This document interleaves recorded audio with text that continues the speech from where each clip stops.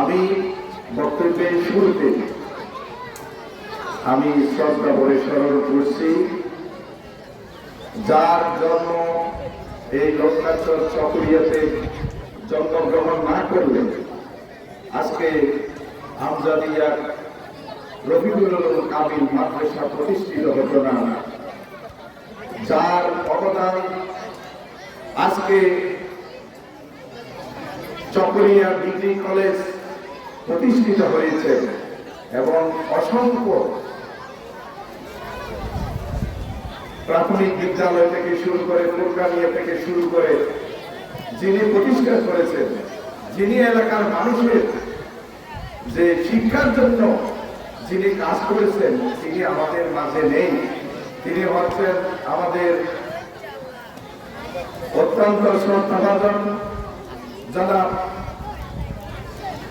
রফিকুল ইসলাম চৌধুরী, রফিক আহমদ চৌধুরী। ওনাকে শ্রদ্ধা করে স্মরণ করে আমি আমার বক্তব্য শুরু করতে যাচ্ছি।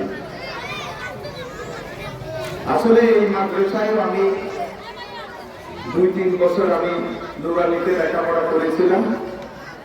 তখন পরবর্তীতে আমি স্কুলে যাওয়ার পরে আমি স্কুল থেকে কলেজে, এই কলেজ থেকেই ডিগ্রি পাস করেছি। তো আমাদের এই আমজাদিয়া মাদ্রাসাটা শুধু লোকনাথ নয়, চকরিয়াতে এটার একটা সুনাম রয়েছে। যেমনি ভাবে ছাত্র ছাত্রীরা আজকে এখান থেকে লেখাপড়া করে বাংলাদেশের অনেক জায়গায় সর্বোচ্চ পদক অনেকজনের এখন চাকরিরত আছেন। এখন বর্তমানে আগে ছিল এটা ফাজিল মাদ্রাসা, বর্তমানে কামিল মাদ্রাসা হিসাবে আমার নতুন শুরু হয়েছে।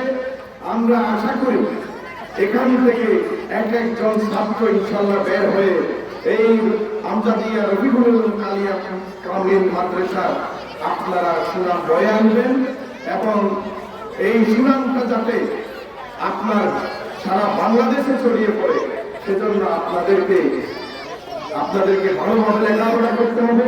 এবং আমার শ্রদ্ধেয় শিক্ষক মন্ডলীকেও বলবো, আপনারা অত্যন্ত নিষ্ঠার সাথে আপনারা ছাত্রছাত্রী ভাই বোনদেরকে আপনারা লেখাপড়া করাবেন, যাতে আমাদের রফিক আহমদ চৌধুরীর আত্মায় শান্তি পায়। এই চকরিয়াতে উনি যে অবদান রেখেছেন, এমন কোন পুরুষ নাই, এমন কোন লোক জন্মগ্রহণ করে নাই সেই অবদান এখানে রেখেছেন।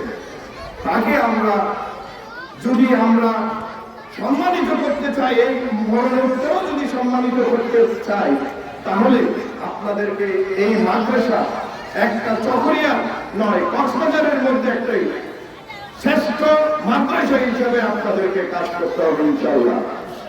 আর আপনাদেরকে বলি, এই এলাকার কৃতি সন্তান জনাব আলহাজ সালাউদ্দিন আহমদ সাহেব, বর্তমান স্বরাষ্ট্রমন্ত্রী মহোদয়, উনি হচ্ছেন জনাব রফিক আহমদ চৌধুরীর অত্যন্ত স্নেহভাজন। এবং আপনারা যদি ভালোভাবে কাজ করেন, ইনশাআল্লাহ আমাদের নেতা এবং স্বরাষ্ট্রমন্ত্রী মহোদয় ইনশাআল্লাহ আপনাদের এখানে কাজ করে যাবেন। ইনশাআল্লাহ আপনাদের কোনো সমস্যা থাকবে না ইনশাআল্লাহ। পরিশেষে সবাইকে আবার ধন্যবাদ এবং কৃতজ্ঞতা জানিয়ে আমার বক্তব্য এখানে শেষ করছি। আসসালামু আলাইকুম।